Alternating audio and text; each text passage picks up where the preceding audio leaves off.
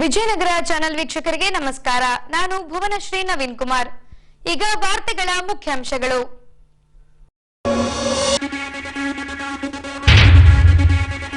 ಕಮಲಾಪುರದಲ್ಲಿ ನಡೆದ ಜನತಾ ದರ್ಶನ. ಸಾರ್ವಜನಿಕರಿಂದ ಅರ್ಜಿ ಸ್ವೀಕರಿಸಿದ ಜಿಲ್ಲಾ ಉಸ್ತುವಾರಿ ಸಚಿವ ಜಮೀರ್ ಅಹಮದ್ ಖಾನ್. ನೀರು ಹಂಚಿಕೆ ಕುರಿತು ಬೆಂಗಳೂರಿನಲ್ಲಿ ನಡೆದ ನೀರಾವರಿ ಸಲಹಾ ಸಮಿತಿ ಸಭೆ. ವಿಜಯನಗರ ಕಾಲುವೆಗೆ ಅರ್ಧ ಟಿಎಂಸಿ ನೀರು ಬಿಡಲು ನಿರ್ಧಾರ. ಸುದ್ದಿಗೋಷ್ಠಿಯಲ್ಲಿ ಸ್ಪಷ್ಟಪಡಿಸಿರುವ ಹೊಸಪೇಟೆ ರೈತ ಸಂಘದ ಅಧ್ಯಕ್ಷರು.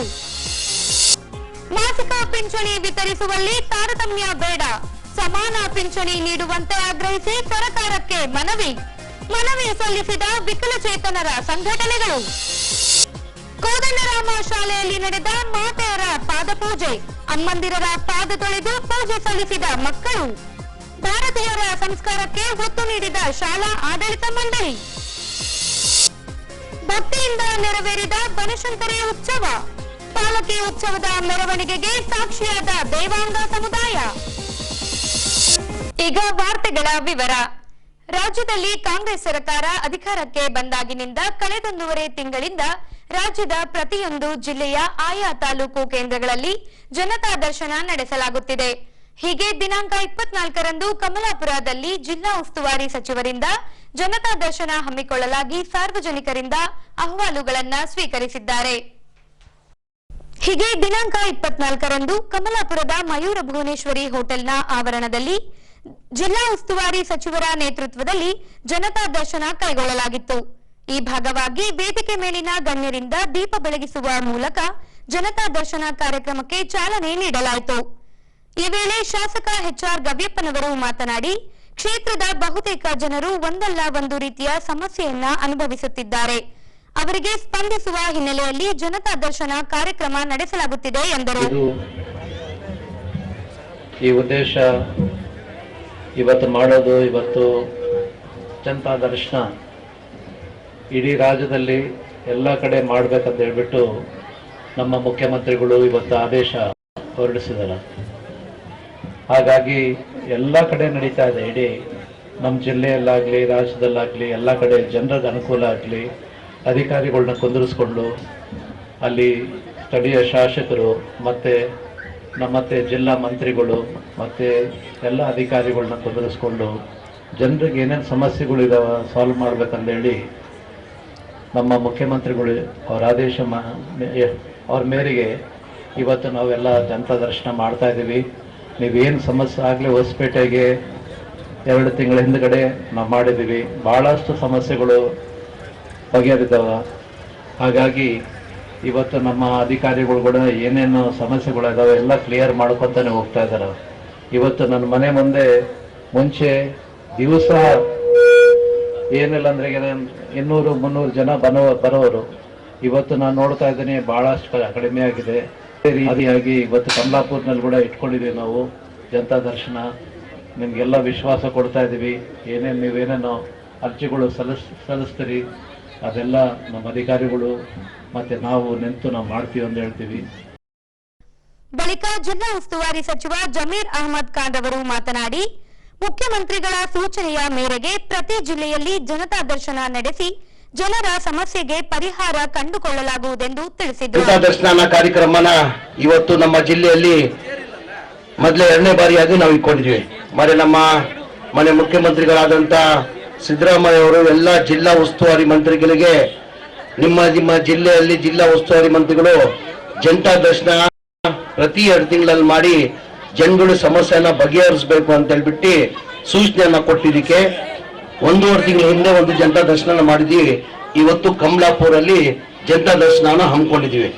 ಜನತಾ ದರ್ಶನ ಪ್ರತಿ ಜಿಲ್ಲೆಯಲ್ಲಿ ಇಟ್ಕೊಂಡು ಕಾರಣ ಏನಂದ್ರೆ, ಜನಗಳು ನೇರವಾಗಿ ಅವ್ರ ಸಮಸ್ಯೆಗಳು ಏನಿದೆ ಬಂದು ಜಿಲ್ಲಾ ಉಸ್ತುವಾರಿ ಮಂತ್ರಿಗಳಿಗೆ ಅಧಿಕಾರಿಗಳಿಗೆ ಅವ್ರು ನೀಡಬೇಕು, ಅವ್ರ ಅರ್ಜಿಗಳನ್ನ ಸಮಸ್ಯೆನ ಬಗೆಹರಿಸಬೇಕು ಕಾರಣಕ್ಕೆ, ಜನಗಳಿಗೆ ತೊಂದರೆ ಆಗ್ಬಾರ್ದು ಕಾರಣಕ್ಕೆ ಈ ಕಾರ್ಯಕ್ರಮನ ನಾವು ಹಮ್ಮಿಕೊಂಡಿರೋದು.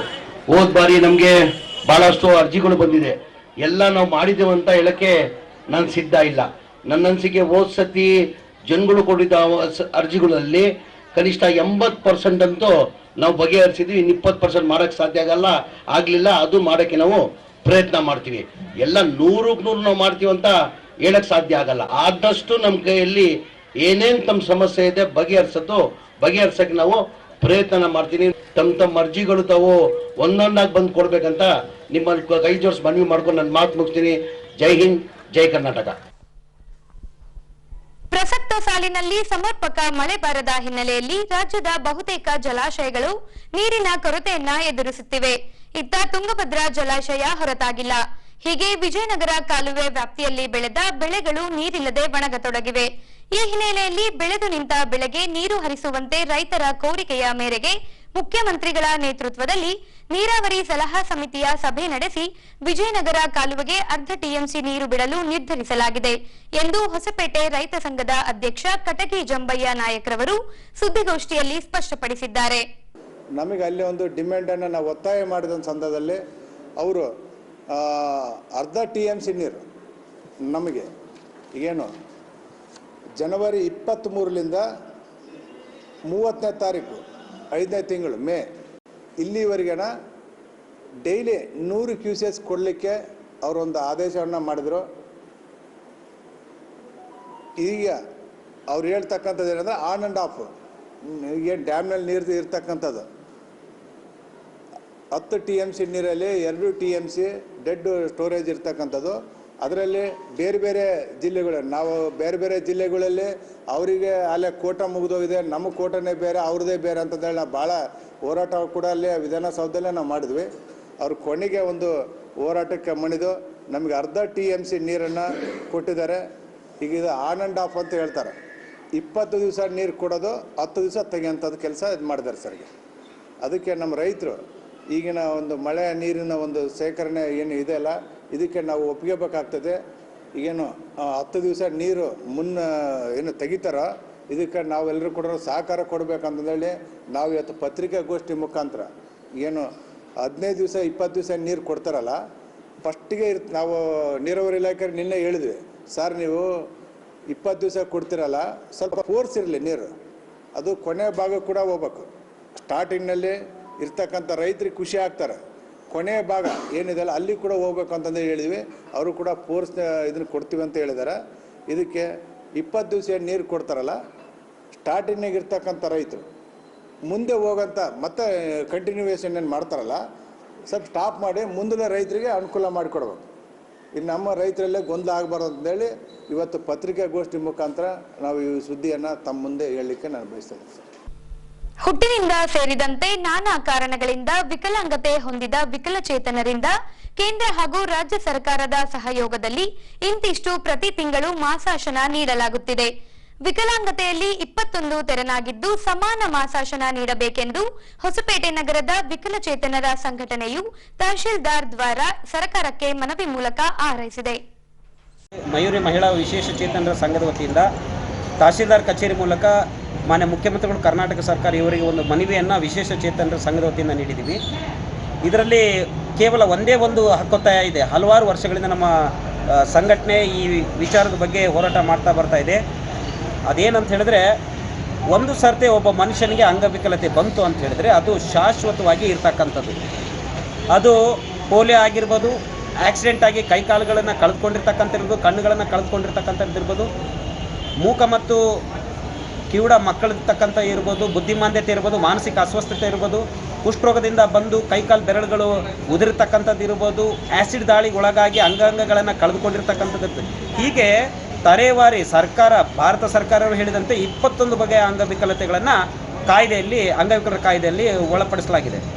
ಇಂಥ ವಿಶೇಷ ಚೇತನರಿಗೆ ಅವರು ಹೊಂದಿರತಕ್ಕಂಥ ಅಂಗವಿಕಲತೆಯ ವಿಧ ಮತ್ತು ಅಂಗವಿಕಲತೆಯ ಪ್ರಮಾಣದ ಮೇಲೆ ಕರ್ನಾಟಕ ಸರ್ಕಾರ ಪೆನ್ಷನ್ ನೀಡ್ತದೆ. ಹೆಂಗೆ ಅಂತ ಹೇಳಿದರೆ 40% ಮತ್ತು ಅದಕ್ಕಿಂತ ಹೆಚ್ಚು 75ಕ್ಕಿಂತ ಒಳಗಡೆ ಅಂಗವಿಕಲರಿಗೆ 800 ರೂಪಾಯಿ ರಾಜ್ಯ ಸರ್ಕಾರ ಕೊಡ್ತಾ ಇದೆ. 75 ಮತ್ತು ಅದಕ್ಕಿಂತ ಹೆಚ್ಚಿನ ಅಂಗವಿಕಲತೆ ಹೊಂದಿರೋರಿಗೆ ಮಾಸಾಶನ 1400 ರೂಪಾಯಿ ಕೊಡ್ತಾ ಇದೆ. ಯಾವ ಬುದ್ಧಿಮಾಂದ್ಯರು 75%ಕ್ಕಿಂತ ಹೆಚ್ಚು ಅಂಗವಿಕಲತೆ ಹೊಂದಿರ್ತಾರೋ ಅವರಿಗೆ ಮಾಸಾಶನ 2000 ರೂಪಾಯಿ ಕೊಡ್ತಾ ಇದ್ದಾರೆ. ಇದು ವಿಶೇಷ ಚೇತನರಲ್ಲೇ ಭೇದ ಭಾವ ಮತ್ತು ತಾರತಮ್ಯ ಒಂದು ಕ್ರಮ ನಮ್ಮ ಕರ್ನಾಟಕ ಸರ್ಕಾರ ಅನುಸರಿಸ್ತಾ ಇದೆ. ಇದು ಆಗಬಾರ್ದು ಅನ್ನೋದೇ ನಮ್ಮೆಲ್ಲರ ಉದ್ದೇಶ ಆಗಿದೆ.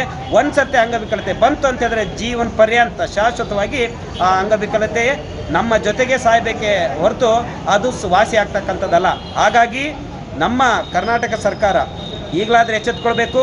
ಫೆಬ್ರವರಿ 16ರಂದು ಏನು ಬಜೆಟ್ ಅಧಿವೇಶನ ಇದೆ, ಬಜೆಟ್ ಮಂಡಿಸ್ತಾ ಇದ್ದಾರೆ ಸಿದ್ದರಾಮಯ್ಯನವರು. ಸಿದ್ದರಾಮಯ್ಯರದೊಂದು ಪ್ರತೀತಿ ಇದೆ, ಅತಿ ಹೆಚ್ಚು ಬಜೆಟ್ಗಳನ್ನು ಮಂಡಿಸಿರ್ತಕ್ಕಂಥ ಒಂದು ಖ್ಯಾತಿ ಕೂಡ ಅವರು ಪಡೆದಿದ್ದಾರೆ.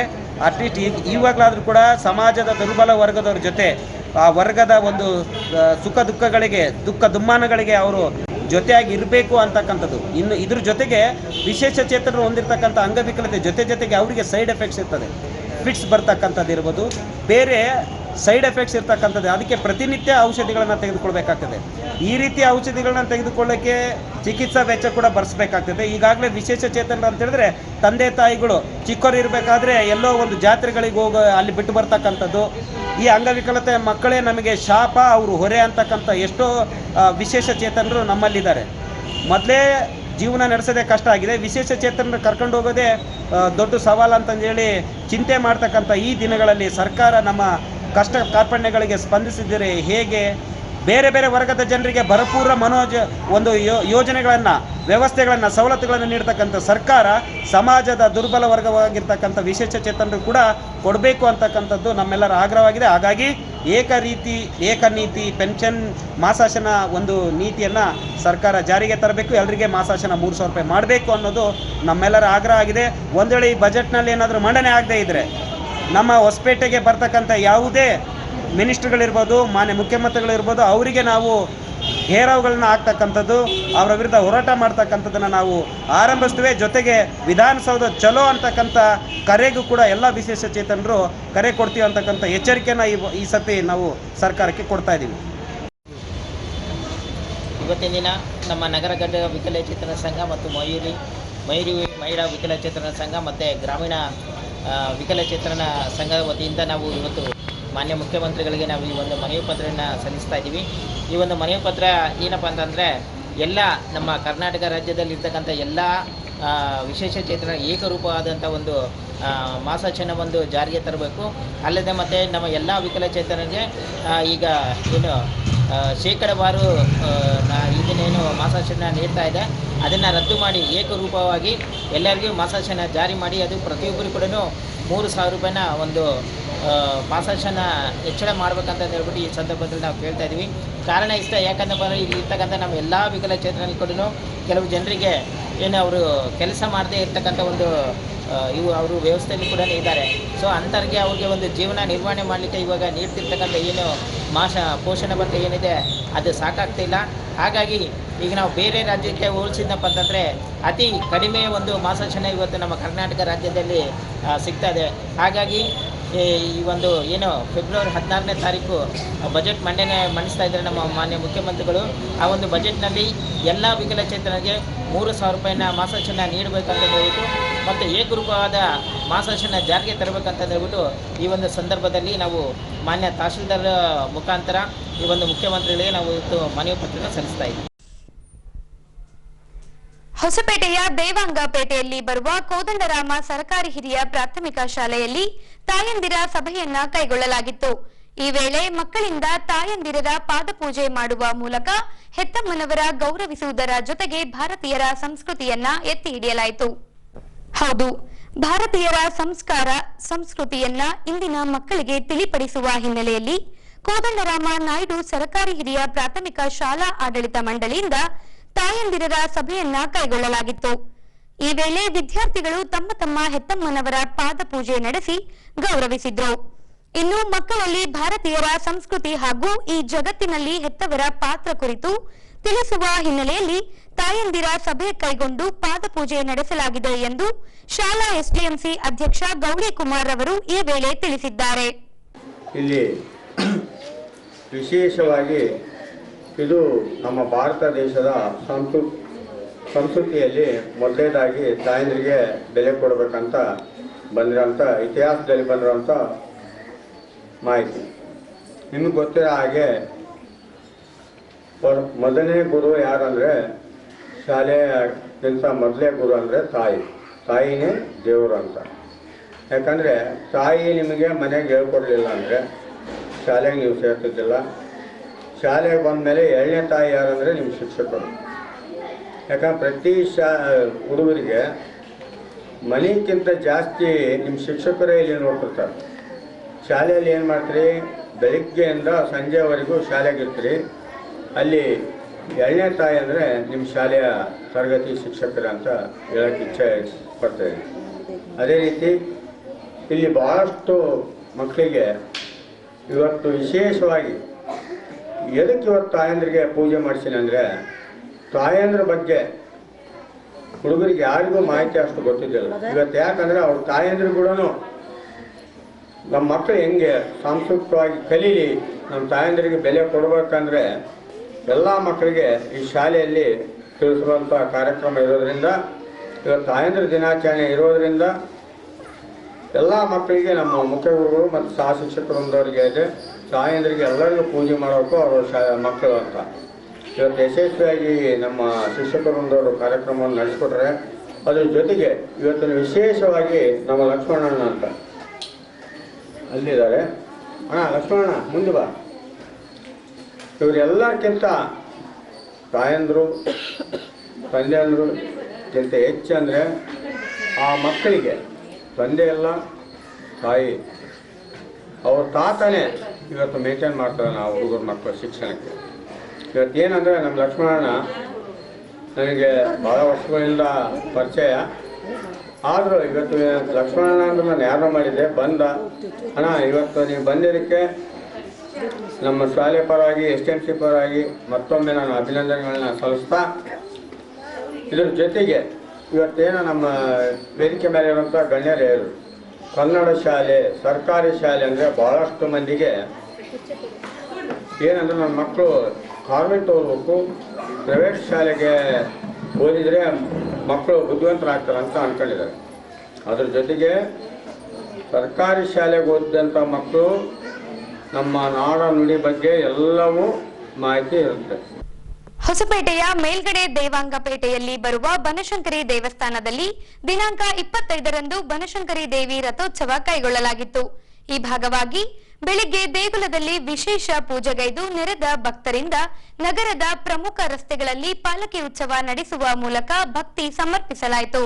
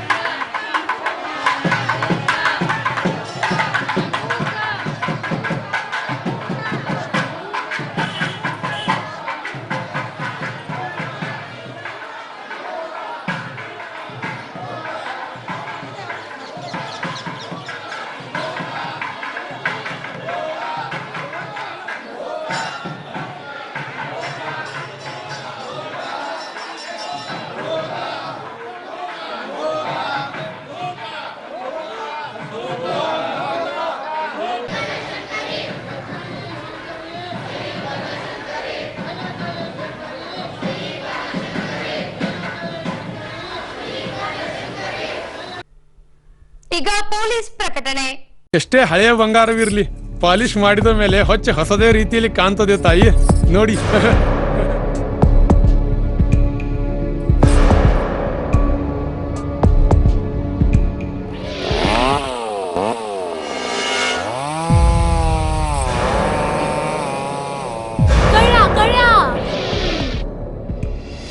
ತಾಯಿ, ನಿಮ್ ಮೈ ಮೇಲೆ ಅದು ಹೊಲಸು ಬಿದ್ದಿದೆ.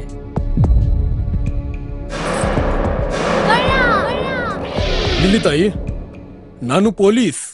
ಅಲ್ಲಿ ಮುಂದೆ ದಾರಿಲಿ ದೊಡ್ಡ ಗಲಾಟೆ ಆಗಿದೆ, ಮತ್ ನೀವು ಇಷ್ಟೆಲ್ಲ ಒಡವೆ ಹಾಕೊಂಡು ತಿರುಗಾಡ್ತಾ ಇದ್ದೀರಾ. ಈ ಒಡವೆಗಳನ್ನ ಈ ವಸ್ತ್ರದಲ್ಲಿ ಕಟ್ಟಿ ಪರ್ಸ್ನಲ್ಲಿ ಇಡಿ. ಹಾಕಿ ಪರ್ಸ್ನಲ್ಲಿ ಇಡೋಣ. ಅಲ್ಲೇ ಮುಂದ್ಗಡೆ ಆಗಿದೆ. ಇದು ತಗೊಳ್ಳಿ ತಾಯಿ, ನಾನು ಬರ್ತೀನಿ. ಈ ಕಡೆಯಿಂದ ಹೋಗಿ.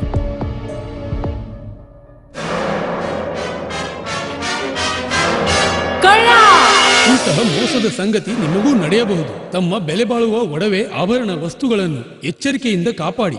ಯಾವುದೇ ಮಾತುಗಳಿಗೆ ಮರುಳಾಗಬೇಡಿ. ಸಂಶಯಾಸ್ಪದ ರೀತಿಯಲ್ಲಿ ಯಾರಾದರೂ ಕಂಡು ಬಂದರೆ ಸಮೀಪದ ಪೊಲೀಸ್ ಠಾಣೆಯನ್ನು ಸಂಪರ್ಕಿಸಿರಿ. ಈಗ ಕೊನೆಯಲ್ಲಿ ಮತ್ತೊಮ್ಮೆ ವಾರ್ತೆಗಳ ಮುಖ್ಯಾಂಶಗಳು.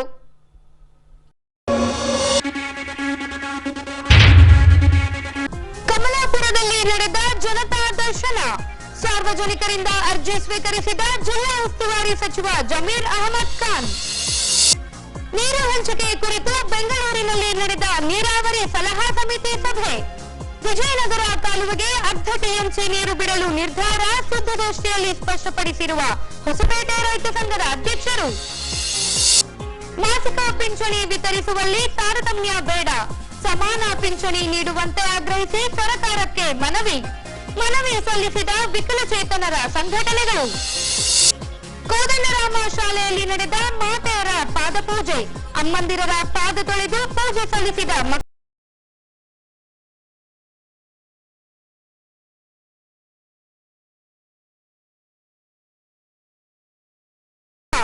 ಪಾಲಕಿ ಉತ್ಸವದ ಮೆರವಣಿಗೆಗೆ ಸಾಕ್ಷಿಯಾದ ದೇವಾಂಗ ಸಮುದಾಯ.